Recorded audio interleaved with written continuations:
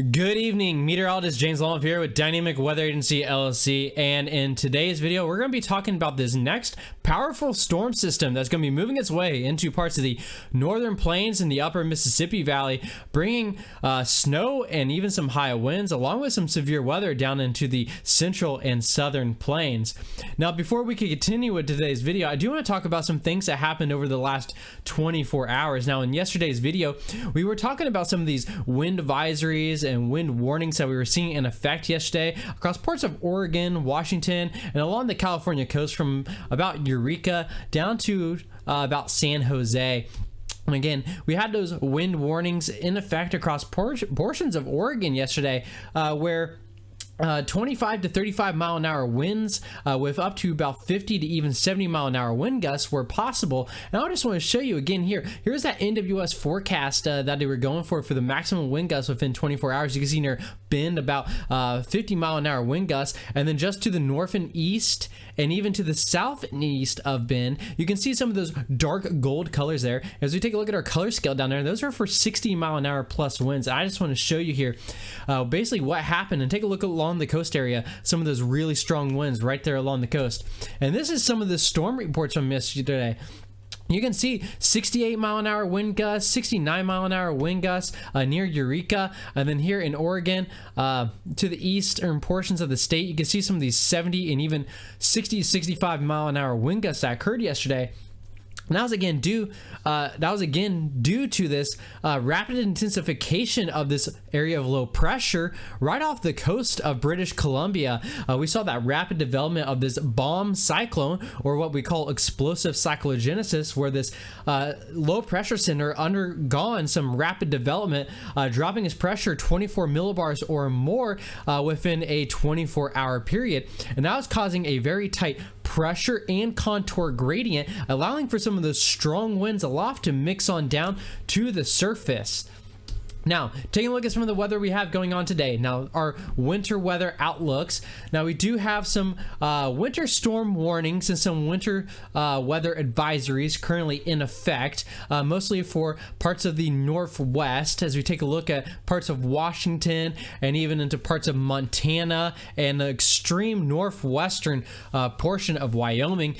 We have some of the advisories in effect. Some of those winter storm warnings will remain in effect until about 10 p.m. Pacific Standard Time this evening, and this is mostly going to affect those places 3,500 feet above in elevation, where periods of heavy snow will likely fall in the mountains, in the Olympic Mountains, and in the Cascades, where snowfall accumulations of 8 to 16 inches is expected, along with some windy conditions on up there in those higher terrains. Now, across Montana, where we do have those winter weather advisories, now those are in effect until about 5 a.m. Mountain Standard Time on Wednesday, for additional snow accumulation of 1 to 4 inches with about 45 mile an hour wind gusts. And all of these are both going to result into travel conditions, mainly in the higher passes of these areas through the overnight into tomorrow morning for some of these advisories that expire tomorrow. And taking a look at our forecast accumulated snowfall for the Pacific Northwest, again, across parts of the Olympic Mountains, we could see an additional 3 to 5 inches of snow within the next 24 hours or less. But across parts of the Cascades region, we could see, again, 8 to 16 inches of snowfall up through the morning hours, even through tomorrow. Additional snowfall is possible across this region. As we move on into parts of the northern Rockies, again, 3 to 5 inches of snow for the most part expected across these regions, across the higher elevations. As we move into Wyoming, similar conditions. There is a few areas of patchy 5 to 8 inches of snow expected across Wyoming, even into parts of Colorado, with some of the snow moving on through there as the system continues to transverse eastward across the region. Now, again, what we got going on with this next major winter storm system. So we have that low pressure system off the Pacific Northwest. It's going to weaken, and then it's going to redevelop as it moves its way and ejects on over the Rocky Mountains region. As you can see, the low pressure system is going to dig into the upper plains, into the upper Mississippi Valley, into the Great Lakes, into the Northeast. And then you can see we have another trough, another shortwave trough axis that's going to move in behind that. And that's going to be a clipper system that's going to bring another period period of snowfall to parts of the northern plains and into parts of the northern Mississippi Valley. As you can see, again, there's that first system moving on through right here as we move on through this loop, and then there's going to be another short wave, as you can see right there, ejecting out over the mountains and then moving its way into the northern plains, where we can see another period of snow. And right behind this system, yes, you got it, a lot of cold air is going to be moving on in behind the system. That's going to give what is going to be bringing that potential for some of that snowfall on the backside of that system. Now, as we take a look at our 2-meter temperature anomalies, yes, cool temperatures are going to be moving on in as those 500 millibar thickness lines approach about well below 528 decameters, indicating that we're going to start seeing some of that Arctic air begin to move on in, with some of those temperature anomalies being 10 to even about 20 degrees below average for this time of the year for parts of the northern plains, moving its way even into parts of the central plains, and then eventually moving its way into the Tennessee Valley and into the southeast, where a prolonged period of cooler temperatures could occur again, like with our last storm system. More on that as we move on into our long-range forecast video that we'll be posting later on. Now, and here we are taking a look at our 1,000 to 500 millibar thickness. Like I said, here's about 528 decameters right here, and you can see right here in the northern plains into the upper Mississippi Valley region, we are getting well below 528 decameters, starting to approach that 510 decameters, indicating that we're starting to see more of a Arctic air mass and some more Arctic air begin to move on in. Again, what we got going on is we're going to see this low pressure system develop as that low and upper level support ejects its way over the Rockies, allowing for some cyclogenesis on the eastern portions of those mountain ranges. We're going to have a cold front draped all the way across from parts of the northern Mississippi Valley down to the southern plains region, all the way to Oklahoma and into Texas, where cold air is going to be felt all the way down to there. And then we got another occlusion to another area of low pressure, more into the Canadian prairie near that Alberta region and Saskatchewan, where that occluded low is going to be, and then a slight warm front draped across the Great Lakes region. And like we said, on the backside of this low pressure system, we're also going to see the potential for some strong winds. Take a look at some of these 850 millibar winds right here. On the backside of that low pressure system, that's going to be due to that low deepening rapidly, creating a intense contour gradient aloft that's going to lead to potential for some very strong wind gusts. Here's the GFS model for the maximum 10-meter wind gusts, and you can see as we move into some of those darker orange, yellows and oranges, those are indicating some 40 to 50 mile an hour wind gusts as indicated here by the GFS model. But as we take a look at the NAM model, which is a more high resolution model, this model could somewhat be overdoing it, but it's also predicting very strong winds, but up to gusts up to almost 60 miles per hour.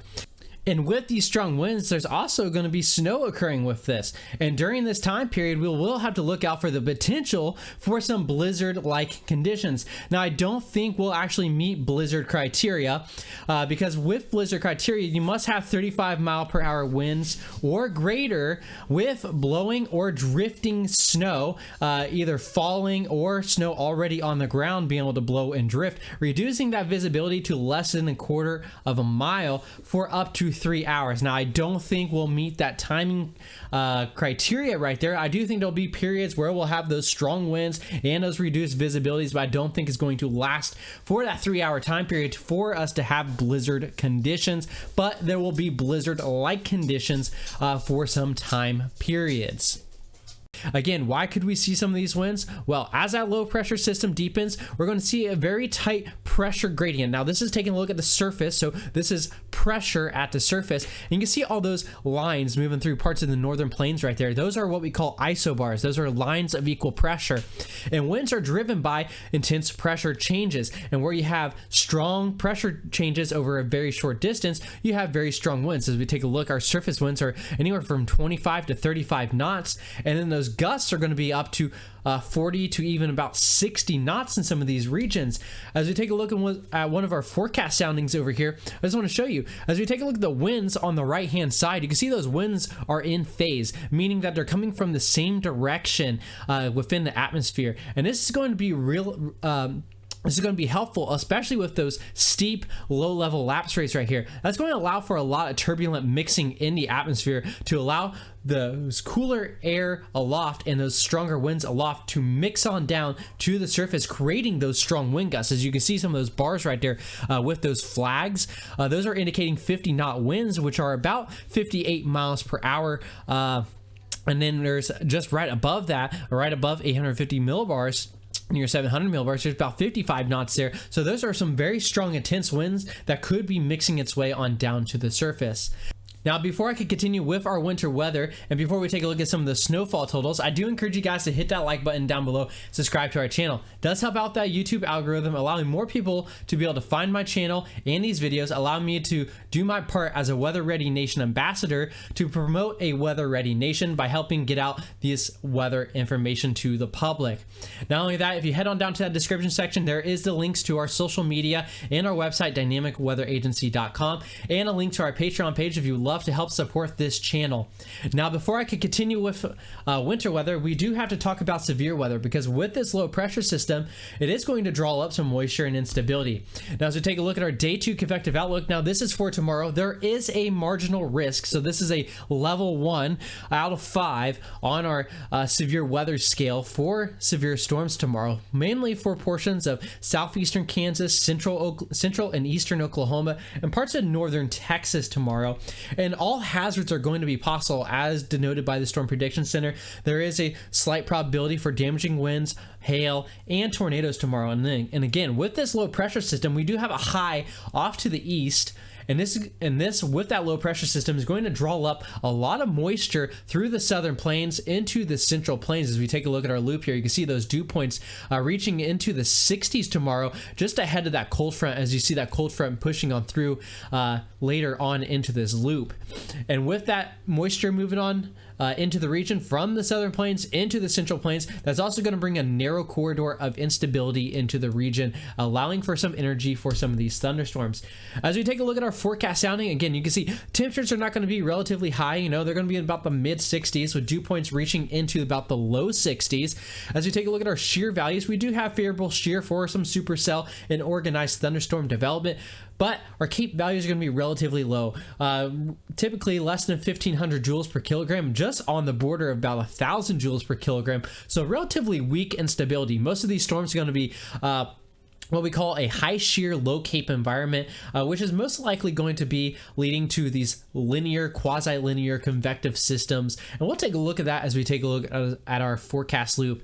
And I just want to note here on our hodograph right here on the right-hand side, we do have a little bit of curvature on the hodograph, which is what is giving that little bit of a probability for tornadoes. There is a little bit of favorable SRH values just above 250 meters squared per second squared, which indicates supercells are possible, and there is a slight chance for tornadoes, but I think the tornado chance is going to be relatively limited, along with even possibly the damaging wind threat is going to be relatively limited. I think there's only going to be a very few intense strong storms tomorrow, and I think the severe weather threat is not going to be that intense. Now, let's take a look at our FUTURECAST radar of what's going to be happening with our severe weather event. Now, as we take a look at our FUTURECAST radar for tomorrow for our severe weather event, there's going to be the possibility for maybe a scattered shower across the Oklahoma Panhandle around 8 a.m. Central Standard Time, and some scattered showers possibly across parts of Missouri in the morning. But by the time we move into the early afternoon and evening, so this is about 2 p.m. Eastern Standard Time, we'll start to see some thunderstorms begin to develop across Kansas and into Oklahoma by the time we get to about 3 p.m. Central Standard Time. And these storms are going to quickly develop, and are going to quickly move eastward for the most part. Here we are at 4 p.m. Central Daylight Time. You can see that squall line storm system developing here, bringing more than likely damaging wind gusts to Kansas all the way down into Oklahoma. And as we continue in through time, that's going to continue to back build along the cold front down into parts of northern Texas as we move into the evening. Here we are at 7 p.m. Central Standard Time. Again, could see maybe some potential for some strong winds during this time across Missouri. Now, there's not a lot of instability within that region, but I still could say there could be the potential for maybe some sub-severe winds up there during this time with this weather model indicating there could be a slight bowing segment on up there. Now this is just a model solution. This is not a 100% forecast of what could happen, but like I said, this storm system is going to quickly move eastward as we move into the evening and into the overnight hours, quickly diminishing in strength as it loses that instability due to that radiational cooling as that daytime heating and all that energy built up during the day begins to escape throughout the atmosphere and begins to be expelled as we move into the nighttime hours, because these storms they feed off of warm moist air during the day, and at night they're pretty much are relying on synoptic forcing to keep these storms going. Now, getting back into our winter weather, here is the European model that I showed yesterday in yesterday's video. And I just want to show you here a comparison of what has been going on with the model. So here's the European model run from yesterday, and this is the GFS model run for yesterday. Look how much more different the GFS from the European model was from yesterday. And here's the GFS this morning. The GFS has finally caught back up from the European. And I was talking about how I was going to have to play in the middle, and I gave you guys my best guess in the forecast. And here is what my best guess was yesterday with the forecast that was going on. And now the models have become pretty good in consistency in what's going on. I said I possibly could have drawn even a small area of even 5 to 8 inches of snow across parts of northeastern, North Dakota, and even into parts of Minnesota. And guess what? The models have picked up on that, and they're finally doing that. And here we go. Here's what we're expecting for snowfall totals. As you can see, this is what we're expecting tomorrow. This is one of our high resolution models, and I'm not even going to make a hand analysis forecast map because I think this is doing a relatively good job. It's starting to pick up to what the GFS is showing, the European is showing, and even the National Weather Service's blend of models. This is almost exactly what all three models are showing right here. So this is kind of what I'm going for. Basically, you can see right here, Jamestown, Fargo, 3 to 4 inches of snow. Devil's Lake, you see about 5 inches. Grand Forks, 5 inches of snow. Near Watertown, you can see 4 inches of snow. There's a small pocket there. All the models are picking up this pocket right there. There might be an elevation thing within South Dakota right there. I haven't looked at the topography, but there's a small area that's indicating 5 inches of snow to the north of Watertown, east of Aberdeen. But for the most part, this is what I'm going to say is going to be for our forecast for snowfall. You can pause the video right here, see where you're at, and use the color table at the very top with the legend to determine how much snow you guys are going to see. Now let's take a look at the FUTURECAST radar loop and show you guys what's going on here. Now taking a look at our European model that we have right here. Now taking a look at our European model. Now here it is at midnight Central Time. So this will be 12 a.m. Central Standard Time.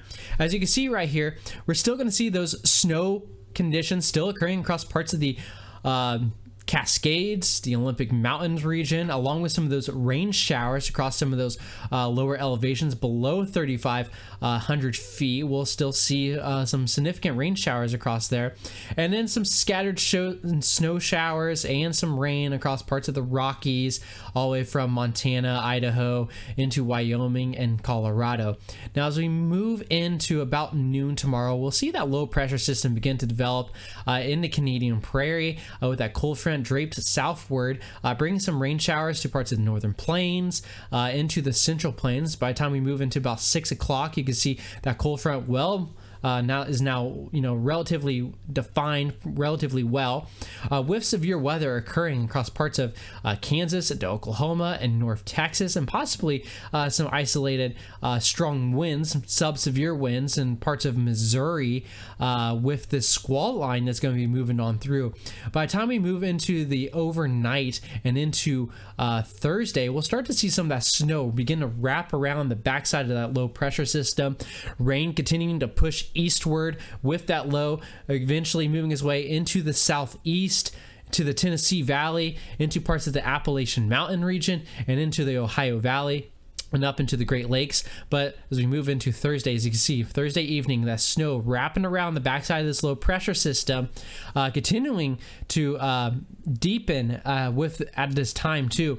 Rain with that atmospheric river event still continuing to impact the parts of the Pacific Northwest, and snow in the higher elevations across the Rockies. Here we are moving into Friday morning. Again, you can see that lows continuing to deepen. All that moisture is wrapping around that low. That rain continued to push off to the east, now into parts of the mid-Atlantic, into parts of the New England territories for the most part, with snow conditions still occurring across parts of the northern plains and upper Mississippi Valley. And again, take a look at the Pacific Northwest, still getting hammered by some precipitation. And this low is going to continue to move off, eventually fizzling on out with some of that snow showers, some lingering showers, and maybe some possible snow flurries across Indiana and Ohio Saturday morning with some of those cooler temperatures within the area. But as we take a look back across parts of the Canadian prairie into the northern plains, we're going to see another system begin to move on into the weekend. This is going to be a Alberta Clipper type system that's going to bring some extra snowfall to parts of the northern plains and the northern Mississippi Valley region. And this system is going to be relatively fast moving. Not probably accumulating a lot of snow with it, but it is going to bring some extra accumulating snowfall to those regions. Now, taking a look at our maximum temperatures, as you can see across parts of the northern plains and the upper Mississippi Valley region today, it was quite warm with temperatures in the low to even mid 50s, relatively warm and pleasant across the region today, even across parts of the Appalachian Mountain region, where we saw some nice warm weather come back into parts of South Carolina, North Carolina, Virginia, West Virginia, and all the way up into parts of the Northeast today. As we move into tomorrow, that cooler air is going to be moving on in to parts of the Pacific Northwest and into parts of the western portions of the northern plains. And by the time we get into Thursday, we're going to see that cool air start to push on in, and this is going to start affecting parts of the northern plains, the upper Mississippi Valley, all the way down to the southern plains, into the Tennessee Valley, and then eventually moving into the southeast, just like our previous system, where we're going to see this cold air begin to funnel on in, as you see here. So here we are again for Thursday, Friday. Here we are on Saturday, Sunday, and Monday. So as we move in through the later half of this week and even into the beginning of next week, much of the eastern half of the lower 48 is going to be well below average as we take a look at our high temperatures. Now, since we looked at our high temperatures, let's take a look at our low temperatures. Here we go. For Wednesday, we are for Thursday, Friday, Saturday. As you can see, some of that cold air now pushing on in on the backside of that low. Sunday, Monday. Again, I want to thank you guys for checking out today's video. Be sure to, again, hit that like button down below. Subscribe to our channel if you haven't already. Like I said, it does help with that YouTube algorithm, allowing me to be able to get this information out to more people. Again, follow us on social media. Links are down below in the description. Visit us online at dynamicweatheragency.com. And last but not least, do help us by supporting our channel by heading on over to our Patreon page. We do have exclusive access and exclusive perks to our Patreon subscribers if you head on over there. Again, I'm meteorologist James Lawlem signing off for today. You guys have a great and wonderful day, and I hope to be posting a long-range weather forecast video for you guys here real soon, because the coolest temperatures of the season are right around the corner.